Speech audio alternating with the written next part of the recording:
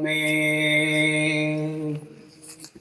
오늘의 성경 말씀은 사무엘하 7장 8절부터 17절까지의 말씀입니다. 제가 가진 성경으로는 구약성경 426쪽쯤에 있습니다. 오늘의 성경 말씀은 사무엘하 7장 8절에서 17절까지의 말씀입니다. 426쪽쯤에 있습니다.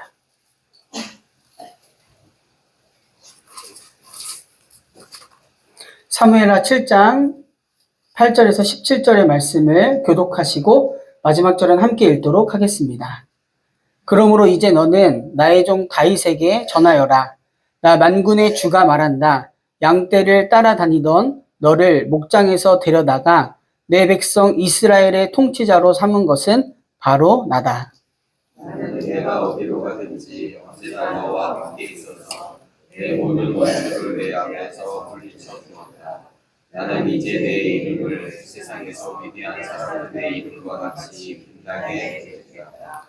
이제 내가 한 곳을 정하여 거기에 내 백성 이스라엘을 심어 그들이 자기의 땅에서 자리 잡고 살면서 다시는 옮겨 다닐 필요가 없도록 하고 이전과 같이 악한 사람들에게 억압을 받는 일도 없도록 하겠다.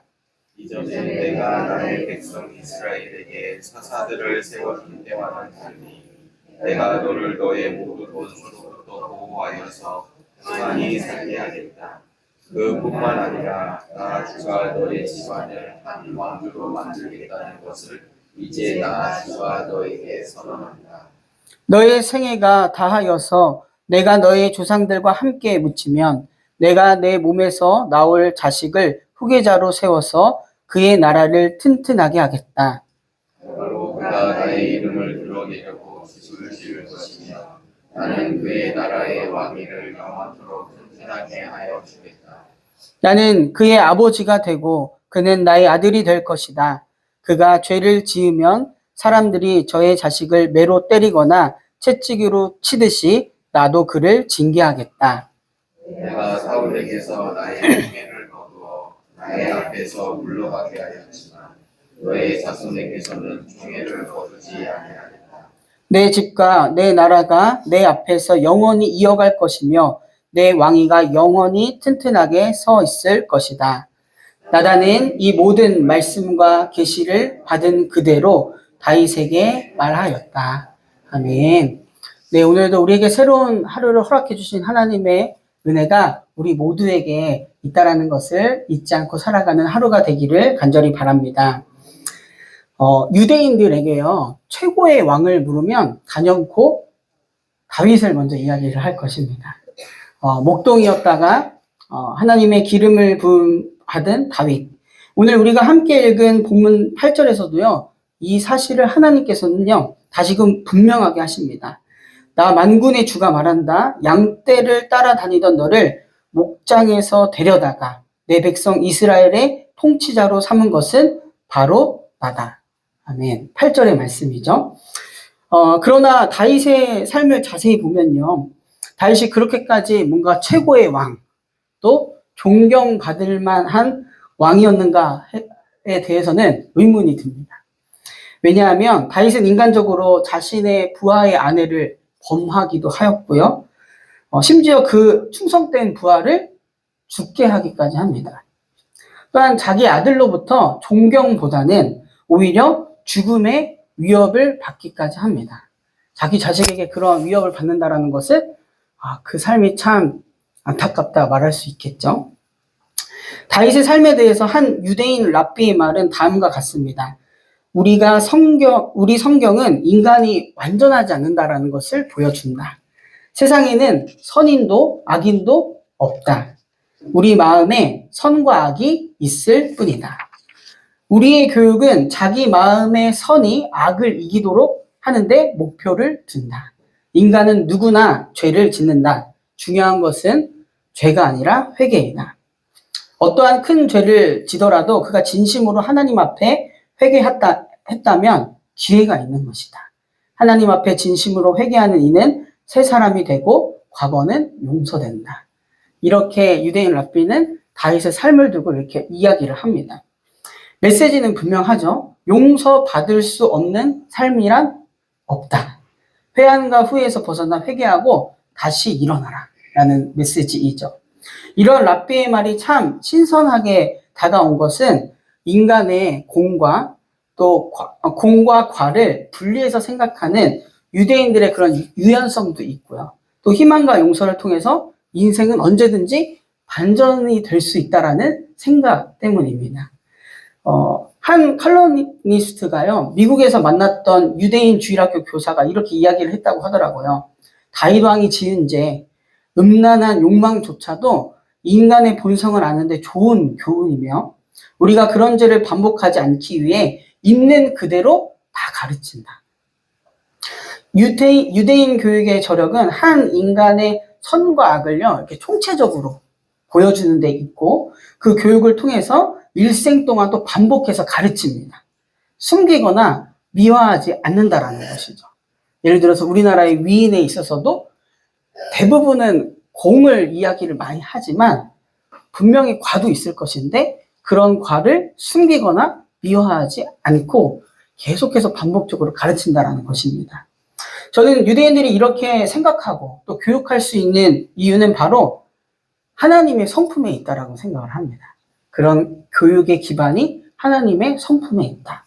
다윗이 밧세바를 범하여 낳은 아들이 있었습니다. 성경은 이 사건을 두고요, 이렇게 평가를 하는데요. 주님께서 보시기에도 다윗이 한 이번 일은 아주 악하였다. 이렇게 성경은 이야기하고 있습니다.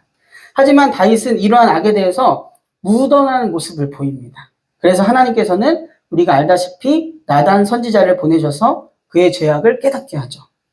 그때 다윗이 나단에게 자백을 합니다. 내가 주님께 죄를 지었습니다. 라고 철저하게 자신의 죄를 고백합니다. 하나님 앞에 내가 죄를 지었구나 깨달았던 것이죠. 결국 다윗과 밧세바 사이의 첫째 아이는요, 죽게 됩니다. 죄의 대가가 분명히 있다는 것을 하나님께서는 보여주시는 것이죠. 사무엘하 12장 24절과 25절은 이렇게 기록되어 있습니다. 그 뒤에 다윗이 자기의 아내 밧세바를 위로하고 동침하니 그 여인이 아들을 낳았다. 다윗이 그의 이름을 솔로몬이라고 하였다. 주님께서도 그 아이를 사랑해 주셔서 예언자 나단을 보내셔서 주님께서 사랑하신다라는 뜻으로 그의 이름을 여디디아라고 부르게 하셨다. 아멘. 용서받을 수 없는 삶은 없다. 회한과 후회에서 벗어나 회개하고 다시 일어나라. 라고 말했던 제가 유대인들이 이런 토대로 교육할 수 있는 이유가 바로 하나님의 성품에 있다라고 한 이유가 바로 여기에 있습니다. 저희가 오늘 읽은 7장은요, 원래 성서일과 본문에서는 1절부터 17절까지거든요.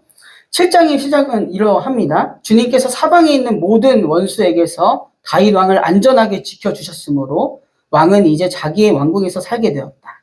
하루는 왕이 예언자 나단에게 말하였다. 나는 백향목 왕궁에 사는데 하나님의 괴는 아직도 휘장 안에 있습니다. 다윗은 이렇게 이야기를 하죠.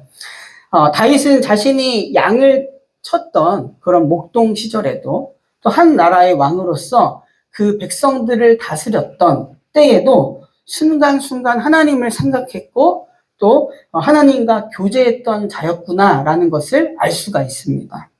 우리가 눈여겨볼 것은 하나님께서는 그런 다윗의 곁을 떠나지 않으셨고 그를 지켜주셨고 그의 삶을 인도해 주셨다는 사실입니다. 오늘 본문 이후의 일이지만 제가 아까 말씀의 서두에서도 이야기했듯이 자신이 하나님을 외면하고 죄를 지었을 때도 하나님께서는 그에게 책망과 훈계를 해주시고 다윗은 그것을 듣고 제가 주님께 죄를 지었습니다 라고 회개했습니다. 우리가 함께 읽은 7장은 다윗은 하나님의 궤를 보관할 수 있는 건물은 예루살렘에 이렇게 지으려고 하거든요. 다윗은 자신의 거주지가 하나님 궤가 있는 곳과 이렇게 대조하면서 이야기를 하죠. 다윗은 백향목으로 된 아주 좋은 나무로 된 궁에서 튼튼하게 화려한 왕국에서 살고 있지만 언약궤는 아주 일시적이고 또 조잡해 보일 수 있는 장막에 있다라는 게 마음에 걸립니다. 자신은 좋은 건물에서 지내고 하나님의 궤는 장막에 있는 것이 불편했던 것이죠. 이러한 다윗의 마음에 하나님은 오히려 10절을 말씀 보시면 이렇게 이야기하십니다. 이제 내가 한 곳을 정하여서 거기에 내 백성 이스라엘을 심어 그들이 자기 땅에 자리 잡고 살면서 다시는 옮겨 다닐 필요가 없도록 하고 이전과 같이 악한 사람들에게도 억압을 받는 일이 없도록 하겠다. 아멘. 오히려 하나님께서는 다윗에게 한 곳을 정하여서 이제는 옮겨 다닐 필요가 없도록 또 억압받는 일이 없도록 해주겠다고 말씀을 하십니다.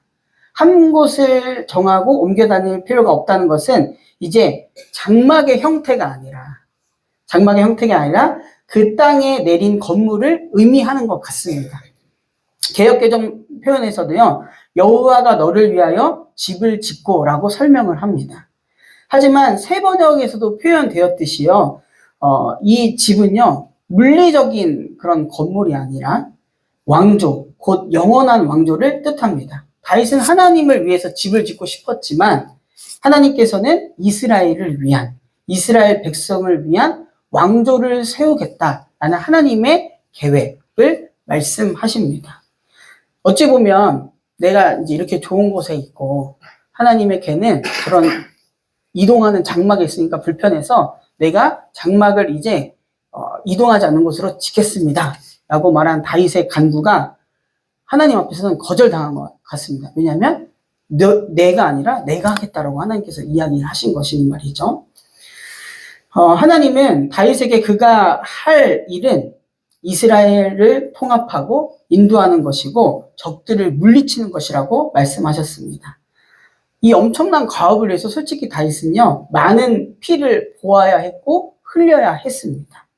역대상 28장 3절은 하나님이 전쟁을 많이 한 자가 성전을 짓는 것을 원하지 않으심을 보여주고 다윗이 결국에는 하나님의 궤가 있는 성전을 지을 수 없는 이유를 말해주고 있습니다. 그래서 다윗은 아들 솔로몬이 왕위에 오르자마자 성전 공사를 착수할 수 있도록 계획을 세우고 자재를 막 모았습니다. 다윗은 하나님의 계획에서 자신의 몫을 이렇게 받아들였고요. 그것을 넘어서려고 하지 않았습니다. 그래도 하나님, 제가 하나님을 위한 것이기 때문에 그냥 성전 짓겠습니다. 이렇게 안 했다라는 것이죠. 때로 하나님은 우리의 계획을 거부하십니다. 그럴 때 우리는 그분이 주시는 다른 기회를 활용해야 되는구나 라는 것도 깨닫게 됩니다. 다윗의 요청은 솔직히 선한 것이었습니다. 하나님을 위해서 한다라는 것이었지만 하나님은 그것을 거부하였습니다. 분명히 알아야 할 것은 하나님이 다윗을 거부한 것이 아니라 다윗의 뜻을 거부했다라는 것이죠. 사실 하나님은 다윗에게 성전을 짓는 명예를 허락하시는 것보다 그의 인생에서 더 큰 일을 계획하고 계셨던 것입니다. 하나님은 다윗의 요청을 거절하였지만 다윗의 왕조는 영원할 것이다 라고 그런 약속을 오늘 본문의 말씀을 통해서 허락해 주십니다. 제가 12절, 13절, 16절을 다시 한번 읽어드릴게요. 너의 생애가 다하여서 내가 너의 조상들과 함께 묻히면 내가 내 몸에서 나올 자식을 후계자로 세워서 그의 나라를 튼튼하게 하겠다. 바로 그가 나의 이름을 드러내려고 집을 지을 것이며 나는 그의 나라의 왕위를 영원토록 튼튼하게 하여 주겠다. 16절이죠. 내 집과 내 나라가 내 앞에서 영원히 이어갈 것이며 내 왕위가 영원히 튼튼하게 서 있을 것이다. 아멘. 12절, 13절, 16절은요. 표면적으로 보면 다윗이 죄를 지었지만 하나님의 용서와 사랑으로 낳은 아들 솔로몬을 통해서 이 일이 이어진다는 것을 우리는 알 수 있습니다. 하지만 역사적으로 또 분명히 알아야 할 사실은 뭐냐면요. 땅에서 다윗의 왕조는요. 400년 후에 끝나게 됩니다. 하지만 다윗의 직계 자손인 예수 그리스도를 통하여서 이 약속은 최종적으로는 성취되었습니다. 마태복음 1장 1절의 말씀이죠. 아브라함의 자손이요 다윗의 자손인 예수 그리스도의 계보는 이러하다. 예수 그리스도 위로 올라가면 다윗 왕조가 있다는 것을 말해주고 있죠. 마태복음 21장 9절에서 무리들은 이렇게 고백을 합니다. 앞서가는 무리와 뒤따라오는 무리가 외쳤다. 호산나, 다윗의 자손께 복되시다. 주님의 이름으로 오시는 분 더없이 높은 곳에서 호산나. 아멘. 호산나는 우리를 구원하소서라는 뜻이거든요. 그게 다윗의 왕조를 통해서 우리를 구원할 메시아, 그 영원한 왕조를 이어갈 분이 바로 예수님이다라는 고백이 무리들 속에서 나오게 됩니다. 하나님께서는 이처럼 사랑을 기반으로 한 하나님의 약속을 성실하게 이루시는 분이십니다. 비록 다윗이 하나님께 영원한 왕조를 약속받고 나서도요, 그 하나님의 크신 뜻을 잘 몰랐기에 저는 그렇게 생각하거든요. 죄를 범했습니다. 인간의 나약함을 그대로 보여주고 있죠. 그럼에도 불구하고 그를 깨우치시고 회개하게 하시어 그 약속을 이어나가게 하신 분은 하나님이셨습니다. 목동일 때도 그와 함께 하셨던 하나님, 왕일 때도 그와 함께 하셨던 하나님, 죄를 지으셨을 때도 그를 깨우치신 하나님 말이죠. 하나님은 오늘 본문에서 이야기하시죠. 이제 내가 한 곳을 정하여. 이 한 곳은 다윗 왕조가 궁극적으로 가리키는 그리스도를 의미합니다. 그 당시 사람들은 성전을 말했을 것이고 지금도 유대인들은 그 한 곳이 바로 이스라엘이다 이야기할 수 있지만 우리 믿는 자들은 오늘 하나님의 뜻이 분명히 담긴 성경을 통해서 알 수 있습니다. 그 한 곳을 정하신 곳이 바로 예수 그리스도다라는 것 말이죠. 임마누엘, 우리와 함께 하시는 하나님을 의미합니다. 10절의 주님의 말씀처럼 우리 믿는 자들이요 심어지고 자리 잡고 살고 옮겨갈 필요가 없는 한 곳, 바로 예수 그리스도입니다. 성전도 아니고 이스라엘도 아니고 예수 그리스도 말이죠. 예수 그리스도, 그분께서는 지금도 우리가 사는 이 세상을 다스리시는 분이시오. 훗날 이 땅의 새 예루살렘에서도 영원히 다스리시는 분이십니다. 그분이 우리와 함께 하시는 임마누엘의 하나님이십니다. 사랑하는 성도님들, 우리 대림절기를 보내고 있습니다. 더 이상 떠돌아다니며 위험을 당하며 살아가는 것이 아니라 하나님께서 정하신 그 한 곳, 하나님께서는 그 뜻을 이루시기 위해서 우리 구주 예수 그리스도를 보내주셨습니다.